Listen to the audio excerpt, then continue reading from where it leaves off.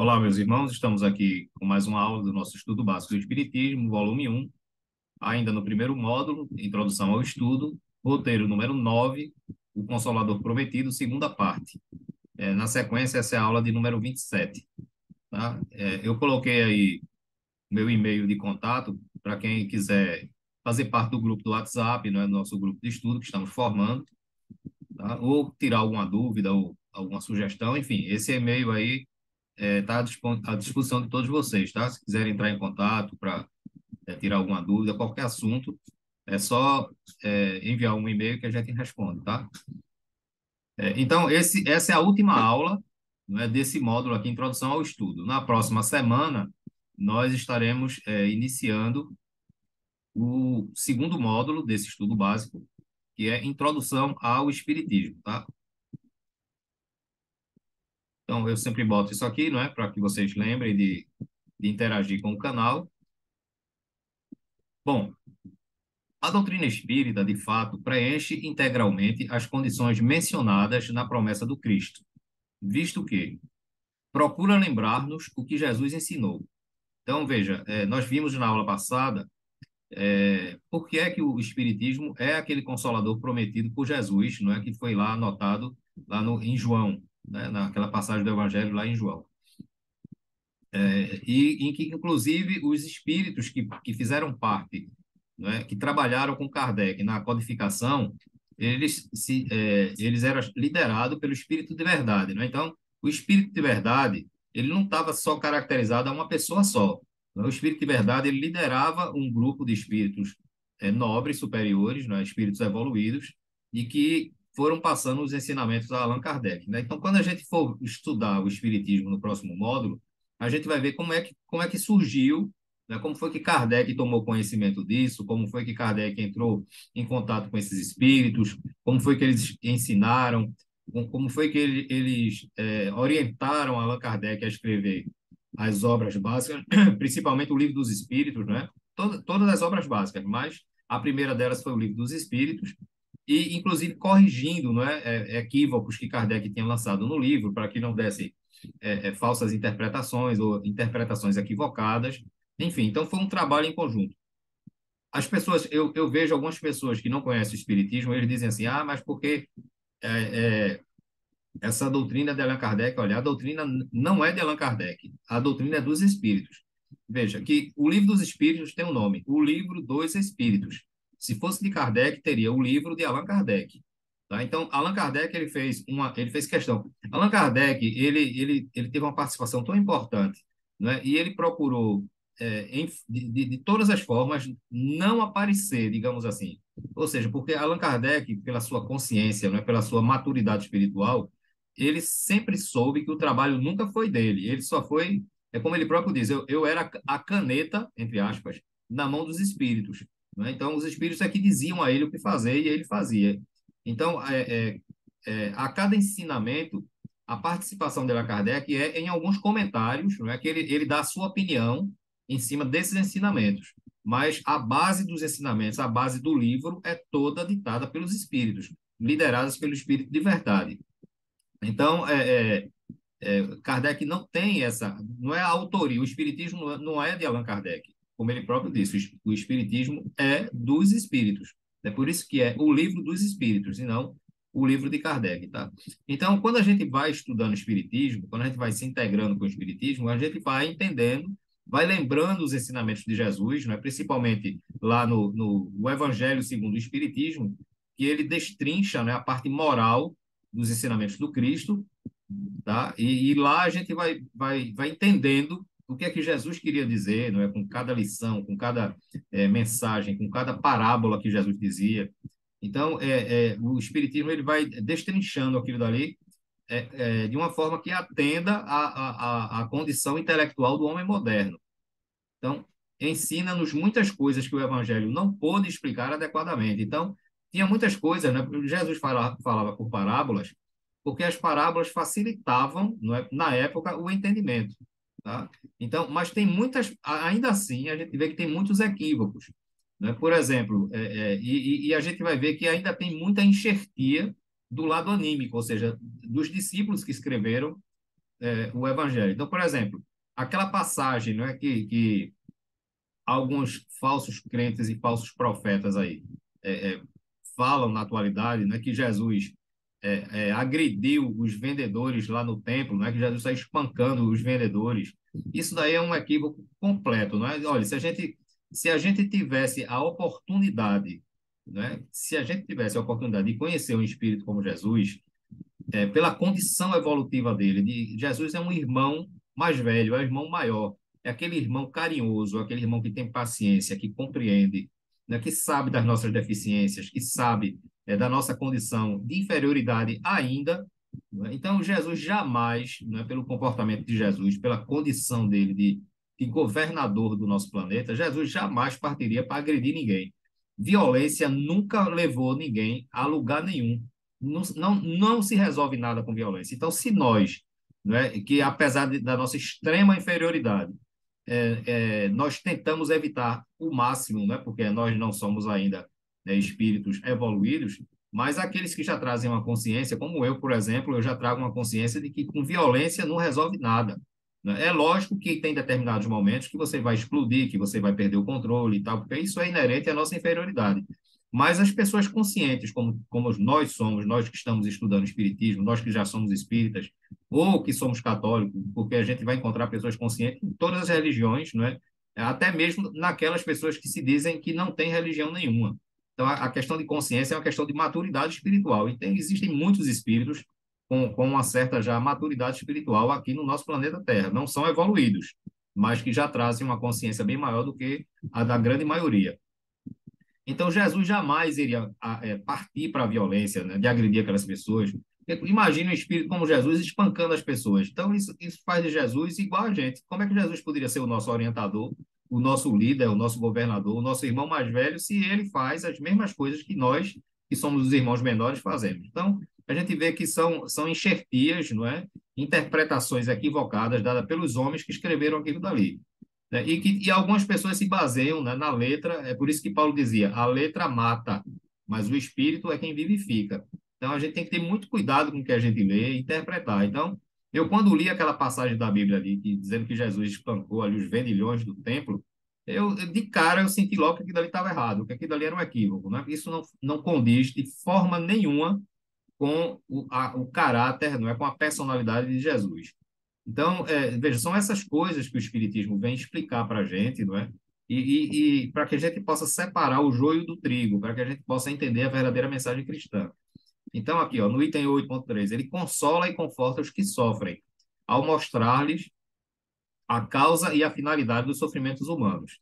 Então, particularmente, antes, quando não conhecia a doutrina espírita, eu não entendia por que é que há pessoas que sofrem mais do que outras. Por que é que tem essa distinção? Por que é que Deus faz essa distinção? E se ele faz essa distinção, qual é o critério que ele se utiliza? Porque as doutrinas ortodoxas, elas dizem que o espírito é criado no momento do corpo, ou seja, na hora que eu nasci, o meu espírito foi criado junto com o meu corpo. Então, eu não tenho nenhum registro passado, tá certo? E com esse corpo aqui, nessa única oportunidade que eu tenho que ser bom. Se eu não for bom o suficiente, eu vou para o inferno. E se eu. Ou seja, eu não tenho chance de errar. Mas observe que eu tenho tudo contra mim. Então, vamos lá. Digamos que meu pai teve dois filhos, eu e outro. Então ele me pegou, me deu educação, não é? Me deu ensinamento, educação doméstica, educação básica, me deu educação escolar, tá? E se empenhou para que eu tivesse uma vida de dignidade. Me colocou no meio bom, no meio onde a sociedade é uma sociedade, digamos assim, que traga mais equilíbrio social, de relação, etc. Mas o outro irmão, ele pegou e jogou lá dentro de uma favela, né? Se misturou lá com os criminosos, E quando eu digo favela, eu não estou me referindo às pessoas que moram em favela, eu estou me referindo à favela que eu quero dizer, são aquelas regiões de determinadas favelas onde impera o tráfico de drogas, a violência, não é? As pessoas são obrigadas, as pessoas decentes que existem, são obrigadas a aceitarem, não é, a cumprirem ordens, determinações de gangues que se apoderam daquilo dali, tá certo? Que escravizam aquelas pessoas decentes que ali moram. E digamos que o meu outro irmão foi colocado lá numa situação dessa. Então, veja, É justo isso daí? Ou seja, eu tenho, teoricamente, eu tenho muito mais facilidade, teoricamente, né? Por que eu estou dizendo teoricamente? Porque a gente vai encontrar em lugares assim, em favelas, em lugares onde a pobreza, não é? Onde a condição de vida ainda é muito deficiente, a gente vai encontrar pessoas que são decentes, de bom caráter, dignas, não é? E enquanto a gente encontra no meio da sociedade, digamos assim, mais abastecida, né, mais privilegiada, a gente encontra pessoas de muito mau caráter, né? Pessoas que realmente não têm a mínima condição de conviver em sociedade, porque são pessoas destinadas ao desequilíbrio, à maldade, são pessoas que não trazem nenhuma dignidade. Então, mas veja só, a probabilidade de quem tem uma educação, quem está criado num meio mais equilibrado, ser bom é bem maior do que a probabilidade de quem está sendo criado lá no meio, lá das gangues, lá dos traficantes, dos terroristas, não é? Aquelas pessoas são tudo menos equilibradas, menos decentes, aquelas pessoas que lidam com essa coisa de droga, de prostituição, de violência, de crime, né? De crime organizado, enfim. Então veja que ele já levou desvantagem. Aí eu pergunto, qual seria o critério que Deus utilizou para dizer, olha, tu vai ser criado lá num ambiente bom e tu vai ser criado num ambiente ruim. Então, isso não condiz com a justiça divina, não é? Então, o Espiritismo ele vem mostrar e ele vem explicar, como ele diz aqui no último item,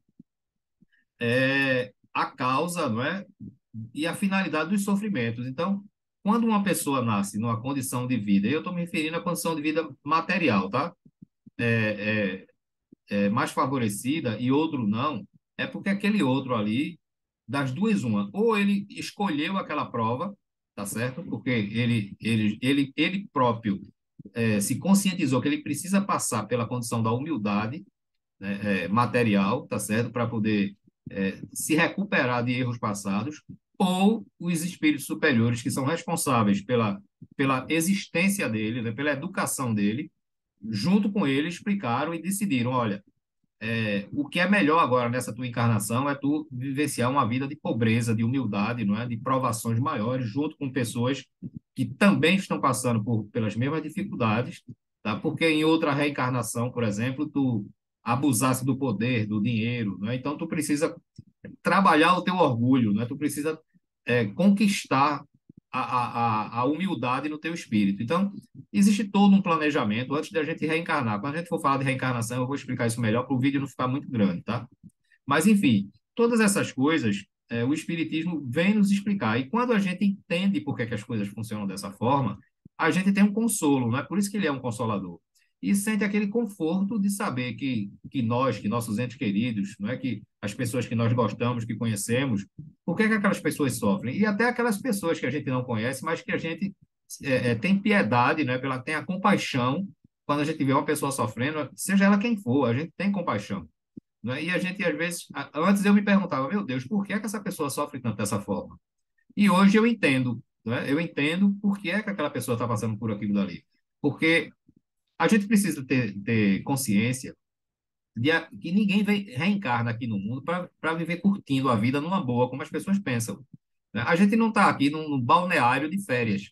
Veja, o planeta Terra é um planeta de provas e expiações. É um dos planetas, ele não é o mais atrasado, mas ele faz parte de um grupo de planetas que são dos mais atrasados em se tratando de evolução espiritual, de evolução moral.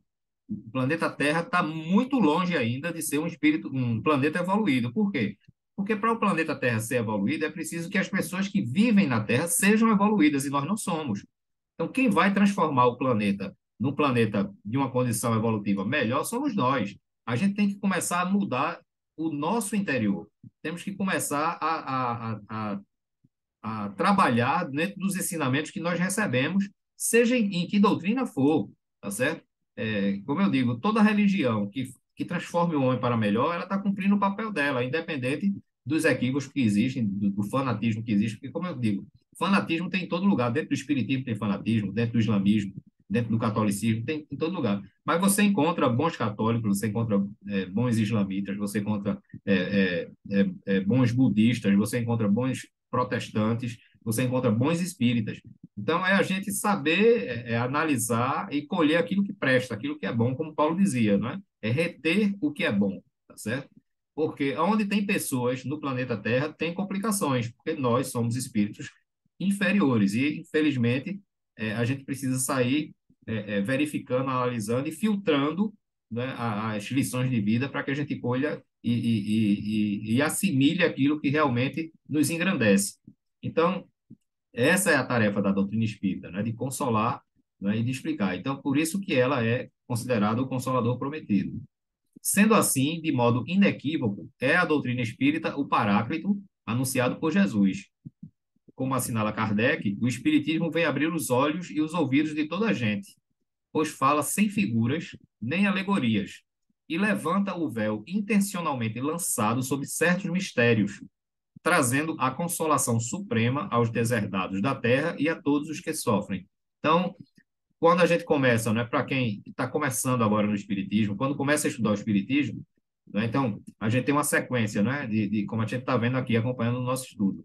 Então, a gente vai abrindo a nossa mente, a gente vai entendendo e refletindo. Lógico que vai ter coisas ali que todos podem e devem e têm o direito de discordar se quiserem, se assim acharem, não é? Ninguém é obrigado a aceitar nada de bom grado, porque senão a gente vai fazer a mesma coisa aqui que as doutrinas ortodoxas fazem com a gente, né? Aqui, o Espiritismo é uma doutrina de livre reflexão. Nós precisamos refletir acerca de todos os ensinamentos, não é? Não podemos descuidar em momento nenhum, para que daqui a pouco a gente não esteja assimilando uma coisa que está nos tornando pessoas que trazem uma fé cega, sem raciocínio. Então, veja, nós falamos nas aulas passadas, não é, que o que caracteriza a doutrina espírita é a fé raciocinada, é a fé objetiva, aquela que pode encarar frente a frente a razão a qualquer época da humanidade. Então, se tiver algum ensinamento que fira esse princípio, né, da fé racional, a gente tem que abandonar por completo, tá? Porque ou eu expliquei errado, ou eu entendi errado, porque com certeza na doutrina espírita a gente não vai encontrar um ensinamento que vá de encontro à utilização da fé raciocinada, da fé objetiva, da fé verdadeira. A gente não vai encontrar. Agora, que existem muitos equívocos por parte das pessoas que interpretaram algum ensinamento, é lógico que existe, da mesma forma que existem equívocos por aquelas pessoas que escreveram a Bíblia e outros livros que trazem um código de religiosidade. Então, o equívoco faz parte, porque nós somos seres humanos, inferiores ainda, e muitas vezes tentamos entender uma coisa voltada para os preconceitos que a gente tem. E aí a gente pega uma informação que vem no sentido e passa um sentido revestido da nossa personalidade, e é onde se complicam as coisas, tá?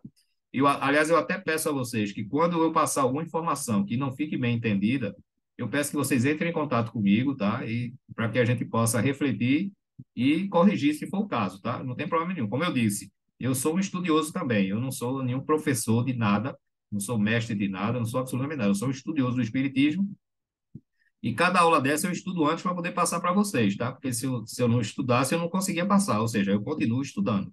Então, esse é a questão do espiritismo, levantar o véu intencionalmente lançado, porque tem coisas que nas doutrinas passadas, mas por que que isso acontece? Porque é a vontade de Deus. Assim, mas por que a vontade de Deus?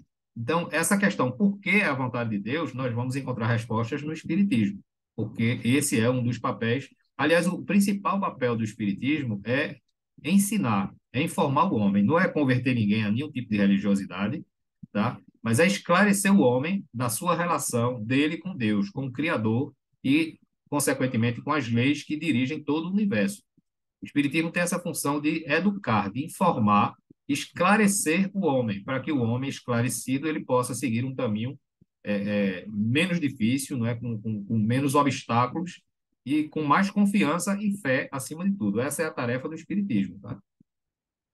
O Espírito da Verdade se apresentava aos homens à frente de elevadas entidades espirituais, que é o que nós falamos, não é? Que voltaram à Terra para completar a obra do Cristo. E nesse mistério, Kardec se punha a postos à frente de criaturas espiritualizadas, dispostas a colaborar na imensa tarefa. Cumpria-se, assim, uma promessa do Cristo por meio de todo um imenso processo de amadurecimento espiritual do homem. Então, veja que tudo tem um planejamento, não é? Veja que há 2.000 anos atrás, Jesus diz, olha, eu vou rogar ao Pai e vou enviar um Consolador que vai esclarecer, né, que vai dar novos ensinamentos e recordar e esclarecer aquilo que eu ensinei e que, na época, as pessoas não puderam compreender. Então, veja aí, se a gente for observar, nesse ensinamento de Jesus, já tem aí ele já atesta a reencarnação. Veja, como é que eu vou mandar uma coisa 2.000 anos depois para esclarecer coisas que nessa época atual dele as pessoas não podiam entender e dar novos conhecimentos se não houvesse reencarnação? Ou seja, 2.000 anos depois, se não houvesse reencarnação, eram novos espíritos que foram criados ali. Então, esses espíritos iam recordar o quê? Eles não sabem, eles não têm experiência de nada daquilo. Mas aqueles que foram conviveram à época de Jesus, não é? Que receberam aqueles ensinamentos e que vão reencarnando, reencarnando até a época atual, essas pessoas já têm mais maturidade ainda, não é? Intelectual e evolutiva, para entender agora os ensinamentos dados pelo Consolador prometido, né? Pelo Consolador que veio, como é o Espiritismo. Então, é, cumpre assim, não é, a missão, não é, o amadurecimento espiritual do homem, cumpre a promessa de Jesus, cumpre-se a promessa de Jesus de que enviou esse consolador e para quem tem olhos de ver e ouvidos de ouvir, ou seja, o que Jesus está querendo dizer, para quem se interessa, né, para as pessoas que se interessam em aprender o verdadeiro sentido de religiosidade, é estudar e verificar, não é como a gente está fazendo aqui. Disse o Cristo: bem-aventurados os aflitos, os que serão consolados. O Espiritismo mostra a causa dos sofrimentos nas existências anteriores e na destinação da Terra, onde o homem expia o seu passado. A gente vai estudar lá na frente, quando a gente está no Espiritismo. Eu estou um pouco gripado, tá? Desculpa aí. Mas o bom é que é online, né? Transmissão através do computador, então não vou passar vírus para ninguém. Tem essa vantagem também. Então, o Espiritismo, ele tem uma diferença, né, que a gente vai ver lá na frente. Existe uma diferença entre prova e expiação, tá? A expiação é sempre mais dolorosa, é sempre mais difícil do que a prova. Então, primeiro vem a prova. Se a gente não passar, se a gente insistir em manter o mesmo erro, a gente tem que expiar. Então, a expiação, ela sempre traz um sofrimento maior, porque é aquela história. Ou a gente muda pelo esclarecimento, né, pela razão, pelo bom senso, ou a gente muda pela dor. Infelizmente, a maioria de nós escolhe a dor, a expiação. Mas isso não é um castigo, é opção nossa. Oportunidades de aprender pela provação a gente tem, mas a gente não quer seguir e termina a gente tendo que sentir na pele, né, para a gente poder entender que precisa modificar. Então, o Espiritismo mostra o objetivo dos sofrimentos, apontando-os como crises salutares que produzem a cura e como meio de depuração que garante a felicidade nas existências futuras. O homem compreende que mereceu sofrer e acha justo o sofrimento. Sabe que este lhe auxilia o adiantamento e o aceita sem murmurar, como o obreiro aceita o trabalho que lhe assegurará o salário. Então, uma coisa, veja as opções que eu tenho. Se eu não creio em nada do que o Espiritismo diz, eu vou sofrer do mesmo jeito. E se eu creio nas coisas que o Espiritismo nos ensina, eu também vou sofrer do mesmo jeito, porque o sofrimento é inevitável, não é? Na nossa atual condição evolutiva. Então, eu pergunto, qual é melhor? É você simplesmente aceitar que está sofrendo porque Deus quer, ou você entender o porquê, qual é a causa que faz com que você esteja sofrendo? Eu, particularmente, prefiro entender e não simplesmente aceitar que Deus está querendo que eu sofra, que Deus está me castigando. Então, o Espiritismo ele vem explicar por que é que eu estou em sofrimento, tá? Porque eu estou colhendo aquilo que eu plantei em existências passadas, né? Em atos passados. Às vezes não precisa ser só na reencarnação passada, não. Às vezes eu começo a colher agora o que eu estou plantando nessa própria existência. A gente vai ver isso também quando a gente for falar da lei de causa e efeito, tá? O Espiritismo lhe dá fé inabalável no futuro e a dúvida pungente não mais se lhe apossa da alma, dando-lhe a ver do alto as coisas. A importância das vicissitudes terrenas some-se no vasto e esplêndido horizonte que ele o faz descortinar, e a perspectiva da felicidade que o espera lhe dá a paciência, a resignação e a coragem de ir até ao termo do caminho. Então é isso que eu falei. Quando você compreende o Espiritismo, a sua vida meio que muda mesmo, tá? Você sente que há mudanças na sua forma de ver as coisas. Você não se torna uma boa pessoa, você não se torna um espírito elevado. Não é isso que eu estou dizendo, porque isso vai demorar bastante ainda. E eu estou falando no meu caso, tá? É preciso muitas e muitas reencarnações ainda. Mas a gente passa a ver as coisas com mais confiança, não é? Porque a gente começa a entender porque é que aquelas coisas acontecem. A gente tem esperança de um futuro, não é? A gente sabe que a gente tem um futuro pela frente. A gente sabe que se a gente erra hoje aqui, a gente tem uma oportunidade de consertar isso, de corrigir. Enfim, não é aquela coisa mais sórdida, não é? É tenebrosa, que não dá nenhuma esperança a você dizer assim, olha, ou tu é bom agora, ou quando tu morrer, acabou, tu não tem mais chance, tu vai direto para o inferno, não tem mais outra oportunidade, né? E tu vai ficar no inferno eternamente lá, num fogo que vai te queimando sem te consumir. Então, veja, eu particularmente prefiro a segunda opção, tá? Saber de que eu vou responder pelos meus erros, mas que eu terei outras oportunidades de vivenciar esses erros e trabalhar eles, corrigi-los e vencê-los, né? E assim sucessivamente até a gente não ter erro nenhum mais, que é quando a gente atingiu uma condição de espírito evoluído. Então, a racionalidade, não é, da religião, a gente vê a diferença das explicações que o espiritismo nos dá em relação a outras doutrinas. O espiritismo realiza o que Jesus disse do Consolador prometido. Deixa eu ver aqui. É isso mesmo.